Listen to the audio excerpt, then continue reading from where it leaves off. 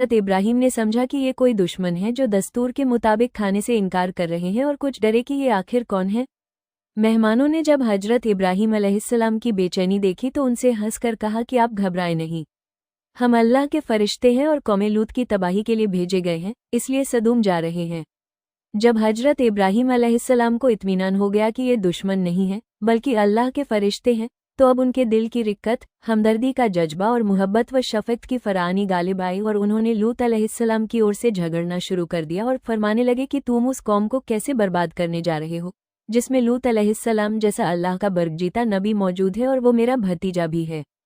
फरिश्ते ने कहा, हम ये सब कुछ जानते हैं, मगर अल्लाह का ये फैसला है कि कौम लूत को अपनी सरकशी, बदअमली, बेहयाई और फहश वालों पर इसरार की वजह से जरूर हलाक की जाएगी और लूत और उसका खानदान इस अजाब से महफूज रहेगा। अलबत्ता लूत की बीवी कौम की हिदायत और उनकी बदआमालियों और बदअकीदगियों में शिरकत की वजह से कौम लूत ही के साथ अजाब पाएगी।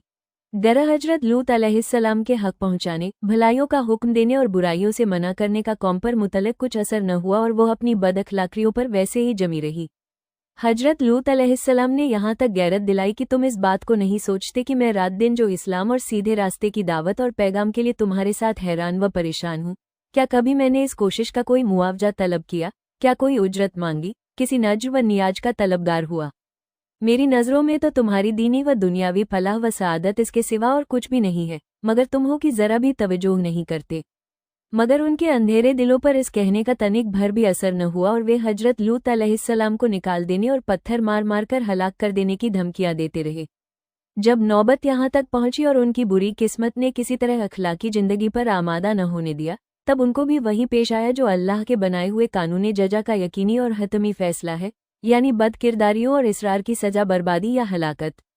गरा अल्लाह के फरिश्ते हजरत इब्राहिम अलैहिस्सलाम के पास से रवाना होकर सदूम पहुंचे और लूत अलैहिस्सलाम के यहाँ मेहमान हुए। ये अपनी शक्ल व सूरत में हसीन व खूबसूरत और उम्र में नौजवान लड़कों की शक्ल व सूरत के थे। हजरत लूत ने उन मेहमानों को देखा तो घबरा गए और डरे कि बदबख्त कौम मेरे इन मेहमानों के साथ क्या मामला करेगी, क्योंकि अभी तक उनको यह नहीं बताया गया था कि ये अल्लाह के पाक फरिश्ते हैं।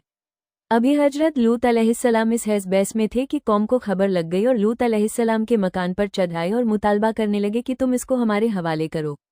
हजरत लूत ने बहुत समझाया और कहा, क्या तुम में कोई भी सलीमुल फिरत इंसान नहीं है कि वो इंसानियत को बरते और हक को समझे?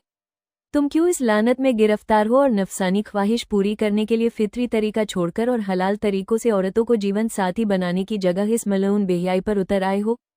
ऐ काश मैं रुकने शदीद की जबरदस्त हिमायत कर सकता। हजरत लूत अलैहिस्सलाम की इस परेशानी को देखकर फरिश्तों ने कहा, आप हम